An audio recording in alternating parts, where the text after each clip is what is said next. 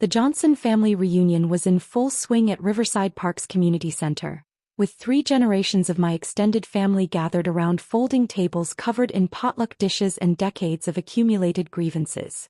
I sat at the far end of one table, quietly eating my cousin Maria's famous potato salad while listening to the annual tradition of family members recounting their achievements for the year. Uncle Bob was describing his promotion to regional sales manager. Cousin Kevin was detailing his new house purchase. Aunt Patricia was showing pictures of her European vacation. The conversation flowed around me like water around a stone, with occasional polite nods in my direction but no real inclusion in the festivities. I'd grown accustomed to being the family afterthought over the past 15 years. The quiet cousin who'd never married, never had children, never seemed to accomplish anything worthy of celebration at these gatherings. I worked as a freelance graphic designer, lived in a modest apartment downtown, and drove a 10-year-old Honda that had seen better days. To my family, I was Ashley Johnson, the 34-year-old disappointment who'd somehow failed to launch into a proper adult life despite their repeated advice about finding a real job and settling down. What they didn't know was that my freelance graphic design work was actually a carefully maintained cover story for something much more significant. For the past 12 years, I'd been building and managing Zenith Capital, a private investment firm specializing in healthcare technology startups. What had started as a small venture fund with money I'd inherited from my grandmother had grown into a portfolio worth over $200 million. My family's perception of me as financially struggling wasn't entirely wrong. I deliberately lived frugally and maintained modest appearances to avoid questions about my actual income. The truth was that most of my profits went directly into charitable giving, specifically anonymous donations to causes that could make a real difference in people's lives. But sitting at this reunion table, listening to my relatives discuss their modest achievements with such pride while completely ignoring my presence, I was beginning to question whether my anonymity was really protecting anyone or just enabling their condescension. Aunt Linda, my father's older sister and the self-appointed matriarch of the Johnson family, stood up with her wine glass to make her traditional reunion toast. At 68, she'd spent her career as a high school principal and had never quite shaken the habit of treating everyone like wayward students in need of guidance. "I want to say how proud I am of everyone here," she began, surveying the room with satisfaction. "Look at what this family has accomplished. Bob's promotion, Kevin's new house, Patricia's successful retirement." She gestured around the table, naming achievements and praising various family members for their contributions to society, their professional success, and their role in maintaining the Johnson family legacy. "We're a family of achievers," she continued. "People who work hard, give back to their communities and make a difference in the world." The murmurs of agreement rippled through the room. "Of course," Aunt Linda added, her gaze settling on me with the kind of pointed look that had probably terrified generations of high school students. "Not everyone finds their path as easily as others." The subtle dig was delivered with a smile, but everyone at the table understood the implication. I was the cautionary tale, the family member who served as an example of what happened when you didn't apply yourself properly. "But that's okay," she continued with patronizing kindness. "Everyone contributes in their own way." Cousin Jennifer, Uncle Bob's daughter, jumped in with the enthusiasm of someone who'd been waiting for this moment. "Actually, I've been thinking about Ashley's situation, and I have some ideas that might help." "Oh, here we go. There are some great programs for people who want to transition into more stable careers," Jennifer said, addressing the table as if I wasn't sitting right there. "I could help you put together a resume, maybe look into some entry-level positions at companies with good benefits." "That's so thoughtful of you," Aunt Patricia chimed in. "Ashley, honey, you're not getting any younger. It's time to think about building something sustainable." Uncle Bob nodded sagely. "The gig economy is fine when you're young, but you need security as you get older. Health insurance, retirement savings, that kind of thing." I smiled and nodded politely, a response I'd perfected over years of these conversations. "I appreciate the concern. The thing is," Aunt Linda said, warming to her theme, "success isn't just about making money. It's about contributing to society, making a difference in people's lives, leaving the world better than you found it." More nods around the table. Take our family for example. Bob's sales work helps small businesses grow. Patricia's teaching career shaped young minds. Kevin's construction company builds homes for families. We all do work that matters. She paused dramatically, her eyes finding mine again. But what has Ashley ever done for anyone? What's her contribution? What legacy is she building? The question hung in the air like a challenge. Around the table I saw family members shifting uncomfortably, but also nodding in agreement. This was clearly something they'd discussed before, probably at previous reunions when I wasn't around to hear it. I mean, graphic design is fine, Aunt Linda continued, but it's not exactly changing the world, is it? It's not like she's curing cancer or feeding the hungry or building hospitals. The irony was so profound I almost laughed out loud. Because 3 weeks ago, I'd signed the paperwork for the largest anonymous donation in St. Mary's Regional Hospital's history. $50 million to fund a new cancer research center, complete with state-of-the-art equipment and facilities that would serve patients throughout the entire region. For 5 years I'd been quietly funding medical research, supporting homeless shelters, endowing scholarships for underprivileged students, and bankrolling community development projects. My modest lifestyle wasn't a sign of failure. It was the result of giving away approximately 70% of my annual income to causes that actually mattered. But I'd done it all anonymously, partly for tax reasons but mostly because I believed in the importance of giving without seeking recognition. I'd never wanted praise or gratitude. I just wanted to make a difference. Sitting here listening to Aunt Linda question my contributions to society while surrounded by family members who'd never donated more than $20 to charity, I was beginning to reconsider the wisdom of that approach. Maybe it's not too late, Jennifer offered optimistically. Ashley, what if you volunteered somewhere? Like a hospital or a food bank? It would be good experience and you could start building a track record of community service. Great idea, Uncle Bob agreed. Start small, prove you can handle responsibility, then maybe work your way up to something more significant. Aunt Linda nodded approvingly. Volunteering would be perfect. Show that you care about something bigger than yourself. I was about to respond when the TV in the corner of the community center, which had been playing quietly in the background, suddenly increased in volume. Someone had grabbed the remote to catch the evening news. Good evening, I'm Dana Mitchell with Channel 7 News. We begin tonight with breaking news from St. Mary's Regional Hospital, where officials have announced the largest private donation in the institution's 75-year history. The conversation at our table stopped abruptly as everyone turned toward the television. A $50 million gift from an anonymous donor will fund the construction of the Johnson Cancer Research Center, a state-of-the-art facility that hospital officials say will revolutionize cancer treatment throughout the region. I felt my stomach drop as I heard my grandmother's maiden name attached to the research center. The donation paperwork had included a request to name the facility after my grandmother, who died of cancer when I was 12. Hospital CEO Dr. Margaret Foster says the donation came with a heartfelt letter explaining that the donor had lost a beloved grandmother to cancer and wanted to ensure that other families wouldn't have to endure the same loss. The camera cut to Dr. Foster standing in front of the hospital, holding a large ceremonial check. This generous gift will allow us to recruit world-class researchers, purchase cutting-edge equipment, and provide hope to thousands of cancer patients who might otherwise have limited treatment options, Dr. Foster said. Back in the news studio, Dana Mitchell continued. The mysterious donor has remained anonymous throughout the process, but hospital officials have now decided to reveal their identity in order to properly thank them for this extraordinary generosity. My blood turned to ice.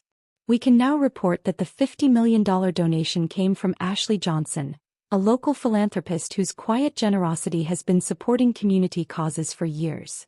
The screen filled with my photo, a professional headshot that the hospital's PR department had somehow obtained from my investment firm's website.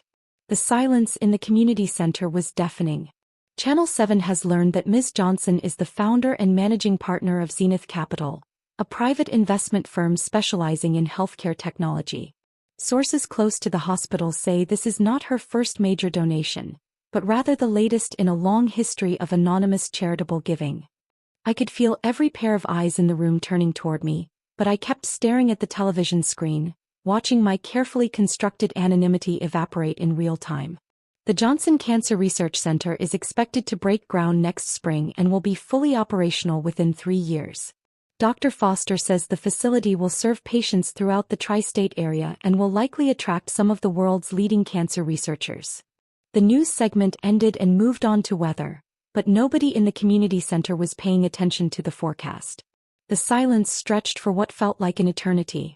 Finally, Aunt Linda found her voice. "Ashley." Her tone was completely different from the condescending authority she'd wielded just minutes earlier. Did they just say you donated $50 million? I looked around the table at my family's shocked faces. Uncle Bob's mouth was hanging open. Jennifer looked like she'd seen a ghost. Cousin Kevin was frantically checking his phone, probably trying to verify what we'd all just heard. "Yes," I said quietly. "But how?" Aunt Patricia stammered. "Where did you— $50 million. The investment firm they mentioned. Zenith Capital. I've been building it for 12 years. Building it how?" Uncle Bob asked, his voice barely above a whisper. "Healthcare technology investments. Medical device startups, pharmaceutical research, biotechnology companies. It turns out there's quite a lot of money to be made in helping develop treatments that save lives." The irony wasn't lost on me that I was explaining my success to people who'd just finished lecturing me about the importance of contributing to society. "But you live in that little apartment," Jennifer said, confusion evident in her voice. "You drive that old car. You always seemed poor." I suggested. Unsuccessful. Like I hadn't figured out how to be a proper adult. She nodded, looking embarrassed. "I live modestly because I give most of my money away. The apartment is comfortable and convenient. The car runs fine. I don't need luxury when there are cancer research centers to fund." Aunt Linda was staring at me like she'd never seen me before. "Ashley, I had no idea. None of us did." "I know. But why didn't you tell us? Why didn't you ever mention what you were doing? Would it have mattered? Would any of you have been interested in my work if you'd known it was profitable? Or were you only interested in dismissing it because you assumed it wasn't?" The uncomfortable shifting around the table told me everything I needed to know. "For 15 years, I continued, I've listened to lectures about finding a real job, getting serious about my career, starting to contribute something meaningful to the world. Not once did anyone ask what I was actually working on. Not once did anyone show curiosity about my projects or my clients or my goals." "Ashley, we didn't know," Aunt Patricia began. "You didn't want to know. It was easier to assume I was a failure than to consider that maybe I was building something you couldn't see." I stood up and gathered my purse. "For the record, the Cancer Research Center isn't my first major donation. Over the past 5 years, I've given away approximately $40 million to various causes. The Children's Scholarship Fund at the community college? That was me. The new wing at the homeless shelter? Also me. The free clinic that opened downtown last year? Me again." The stunned silence continued. "But here's what's really interesting," I said, looking directly at Aunt Linda. "You asked what I'd ever done for anyone, what my contribution was, what legacy I was building. The answer is that I've probably done more to help this community than everyone in this room combined. I just did it quietly without needing recognition or praise." I paused at the edge of the table. "The difference between us isn't that you've accomplished more than me.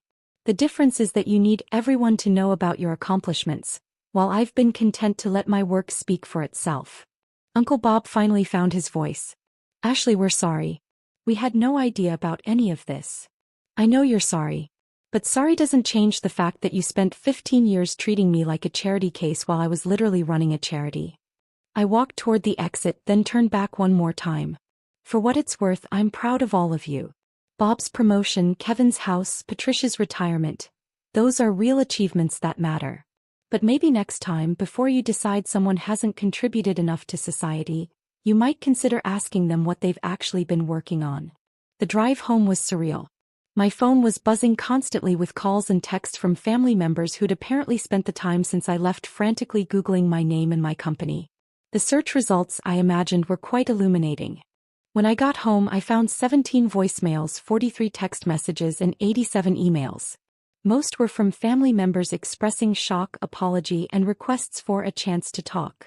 Several were from reporters who'd somehow gotten my contact information and wanted interviews about my philanthropic work. One voicemail stood out from the rest. It was from my cousin Maria, the one whose potato salad I'd been eating when this whole drama began. "Ashley, it's Maria. I just wanted to say, I'm proud of you. Not because of the money, but because of what you've done with it.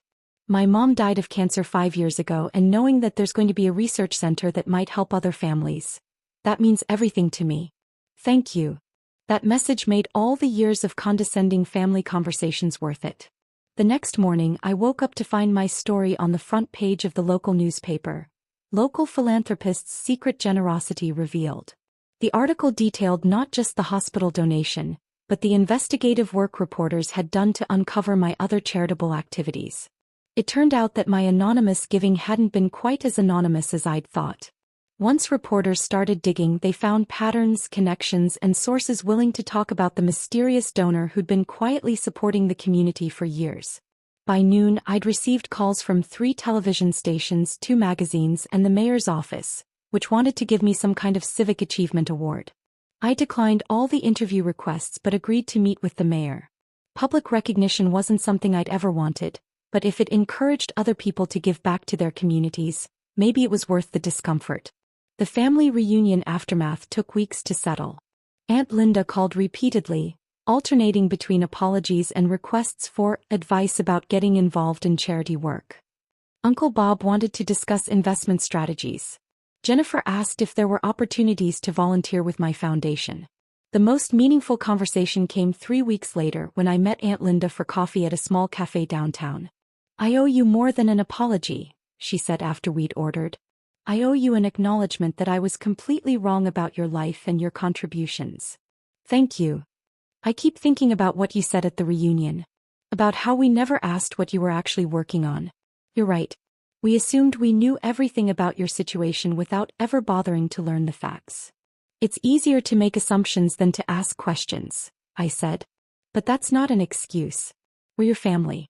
We should have been interested in your work, your goals, your dreams, regardless of whether we thought they were successful." She stirred her coffee thoughtfully. "Can I ask you something?" "Sure. Why did you keep it secret for so long? Why didn't you want us to know what you were accomplishing?" It was a fair question that I'd been asking myself since the news broke. I think partly because I was afraid you'd only be interested in me if I was successful. I wanted to know that your love was unconditional, not based on my net worth. And partly because I was tired of defending my choices. When you all assumed I was struggling, you left me alone to do my work. If you'd known I was successful, you might have had opinions about how I should be spending my money or running my business. Aunt Linda nodded slowly. "We probably would have. But mostly," I continued, "because I believe that charity should be about helping people, not about making yourself look good. The moment you start giving for recognition instead of impact, you've missed the point." That's a beautiful philosophy. It's also a luxury that comes with having enough money to give anonymously. Not everyone can afford to be modest about their achievements.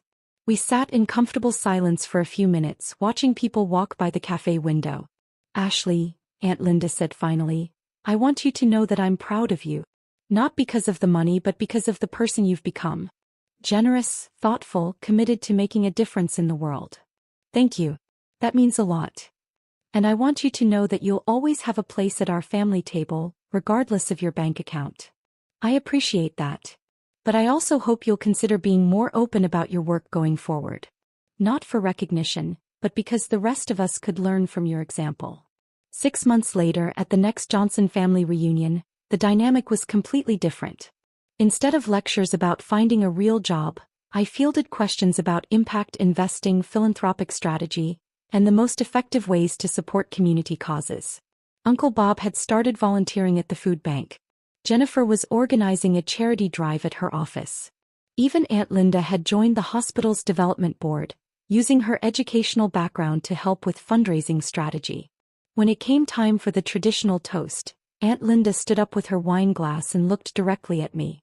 "To Ashley," she said, "who taught us all that the most important contributions are often the ones nobody sees." The applause was warm and genuine, but what mattered most was that it came from a place of understanding rather than condescension. As I drove home that evening, I reflected on how much had changed since that awkward news segment had revealed my secret.